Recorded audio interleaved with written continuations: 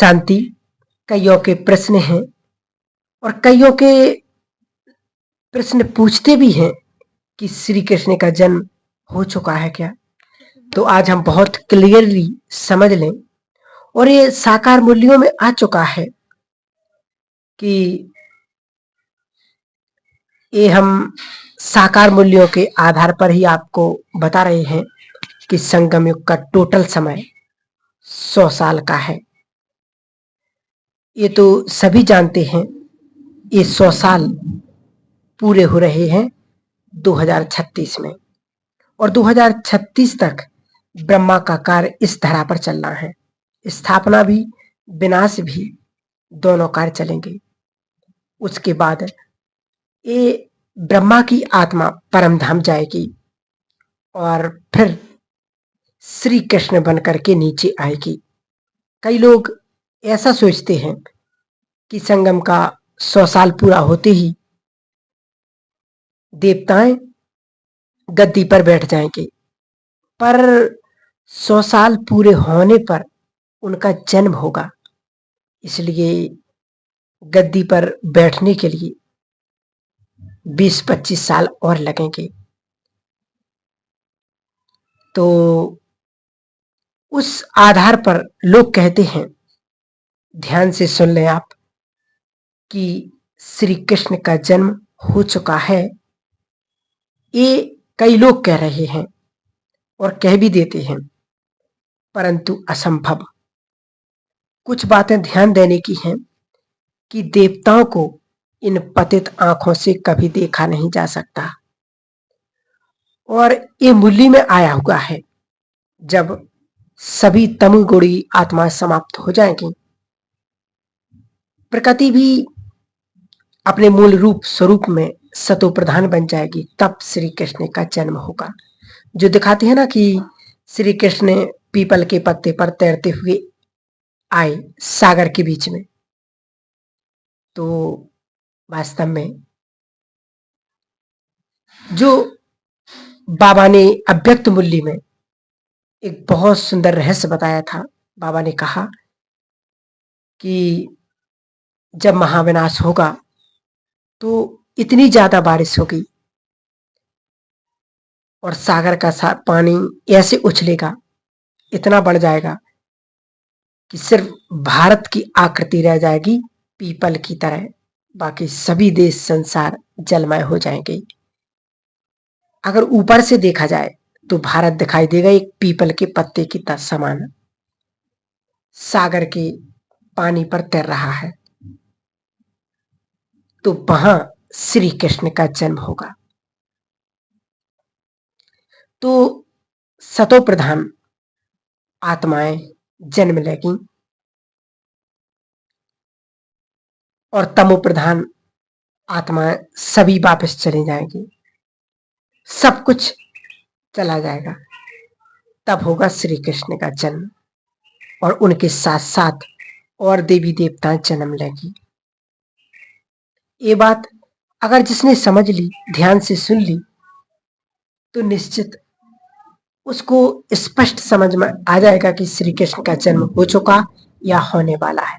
धीरे धीरे जन्म होता रहेगा, सब गद्दी पर बैठते जाएंगे, 9 लाख है ना सतयुग में, और जन्म होते रहेंगे। देवी देवताओं के जो एक से एक जन्म का उनका कार्य चलता रहेगा। बाबा ने कहा जब तक वह गद्दी पर न बैठे तब तक थोड़ी बहुत हलचल होती रहेगी और वह हलचल होगी प्रकृति प्रकोप से। इस धरती से सारा सोना हीरा निकलेगा, क्योंकि जब धरती में हलचल होगी, क्योंकि इस धरती के नीचे बहुत माल रखा हुआ है, वह ऊपर आता रहेगा और इसी बीच में श्री कृष्ण और देवताओं का जन्म होगा, उनका गद्दी पर बैठना, और इसी बीच में ये संसार बाहरी रूप से स्वर्ग बन जाएगा, सोने के महल बन जाएंगे, प्रकृति का सौंदर्य बढ़ जाएगा और धरती पर जो तोड़फोड़ हुई उसका एक जैसा लेवल हो जाएगा। ये सब इन सालों में ही चलता रहेगा। और अंतिम समय में जो पेपर बताया है ब्राह्मण आत्माओं को, कि वास्तव में अंतिम समय में पेपर ऐसा आएगा जो हर ब्राह्मण आत्मा को हिला देगा, और वो पेपर होगा स्वयं की कमी कमजोरियों का। यदि हमारे अंदर कुछ छिपा हुआ होगा, थोड़ा सा भी अगर मन में रहा हुआ है, तो वो अंत समय में वंश सहित उत्पन्न होगा और हमारी स्थिति को बिगाड़ देगा। इसलिए बाबा ने कहा, अपने स्वभाव को, अपने संस्कारों को इतना इजी, इतना सरल बना दो, अपनी योग तपस्या से इतना तपा दो कि जो आने वाला समय है, उस आने वाले समय में हम सदा सेफ रहेंगे और हमारा पुरुषार्थ बहुत सुंदर और शक्तिशाली बन जाएगा। तो ऐसे समय में स्वयं को सशक्त करने के लिए जो बाबा ने अंतिम समय की तैयारी बताई है, उस अंतिम समय की तैयारी में हमें फेल नहीं होना है, पास होना है। और बाबा ने कहा कि हमें साक्षी भाव अपनाना है, क्योंकि बाबा के साथ साथ उसका आह्वान करने का जो अनुभव है वो स्पष्ट आ जाएगा। और हम अपने बाबा को जब 5 बार अपने घर में बुलाएंगे और जब उनकी उपस्थिति हमारे घर में होगी, तो सब कुछ अच्छा हो जाएगा। याद रखेंगे, जैसी हमारी स्थिति होगी वैसी ही परिस्थितियां हो जाएंगी। हमारी स्थिति श्रेष्ठ तो परिस्थितियां खत्म, हमारी स्थिति बिगड़ गई तो परिस्थितियां हावी हो जाएंगी, भारी हो जाएंगी। तो हमें भी अभी से ये सब बातें याद रखते हुए कि हमें निश्चित भी रहना है और निर्भय भी रहना है, बहुत खुश भी रहना है, क्योंकि इस बात का हमें विशेष अंत में बहुत काम आएगा। क्योंकि मानसिक रोग बहुत बढ़ रहे हैं और जैसे जैसे विनाश का समय आएगा, मानसिक रोगों की सुनामी आ जाएगी। हर व्यक्ति उससे पीड़ित हो जाएगा, रात को सो नहीं पाएगा, किसी को डिप्रेशन हो जाएगा, कोई बहुत सोचते सोचते पागलपन के संस्कार हो जाएंगे। हमें इसके लिए कुछ चीजों की धारणा करनी है अभी से। बहुत हल्का रहना, इजी नेचर, जो हो रहा है ठीक, सब कुछ अच्छा हो रहा है, एक बात। दूसरी बात, बहुत खुश रहना है, अलौकिक खुशी, ज्ञान में खुशी की बहुत सारी बातें आती हैं।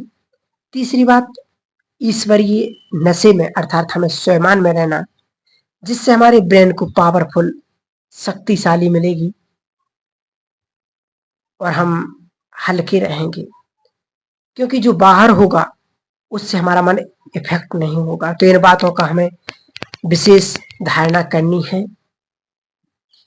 अभी से हम तैयारी करें, थोड़ा सा अपने को दुनियावी बंधनों से, दुनियावी बातों से मुक्त करते चलें और मोह ममता को थोड़ा ढीला कर दें। क्योंकि हर व्यक्ति कहीं ना कहीं फंस गया है, उसकी बुद्धि वहां पर जा रही है, उसके वाइब्रेशंस वहां पर एकत्रित हो रहे हैं। थोड़ा हम बचेंगे इन चीजों से, थोड़ा अपने को डिटैच करेंगे।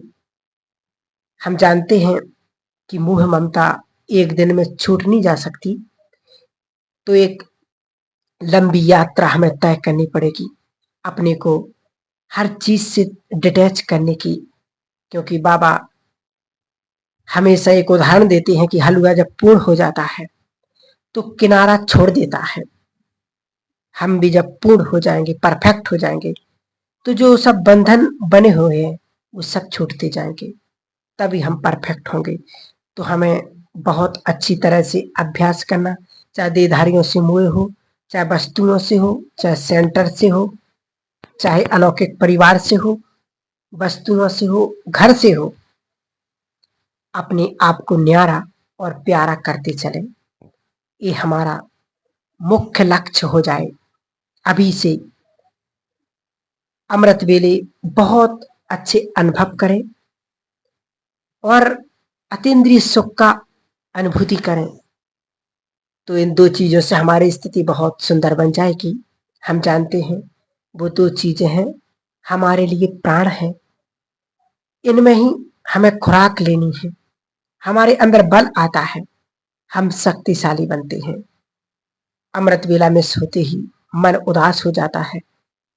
सबको कहीं ना कहीं अनुभव होगा, आप सबने किया भी होगा कि जब अमृत वेला में सो जाता है या मुरली हमारी मिस हो जाती है तो हमारा अंदर ही अंदर मन खाता है, हम उदास रहते हैं, हम डिस्टर्ब रहते हैं और फिर हमारे पुरुषार्थ में ढीलापन आता है। आजकल तो सबके फोन पर मुरली आ जाती है, लेकिन क्लास में बैठ करके मुरली सुनना, उस स्थिति में स्थित होकर के बैठना, मुरली के हर महावाक्य को एंजॉय करना, ये परम आवश्यक है। मुरली ऐसे पढ़ ली, सुन ली, कुछ भूला, कुछ याद किया, कहीं एकाग्रता हुई, तो इससे जीवन में सुख नहीं होगा। इस समय हमें अपने को अलौकिक शक्तियों से भरपूर करना है,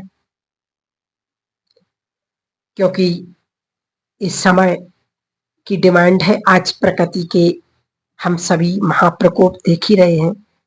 इस युग परिवर्तन के साथ साथ जय जयकार भी होनी है, इष्ट देव देवियों का प्रख्यात होना है।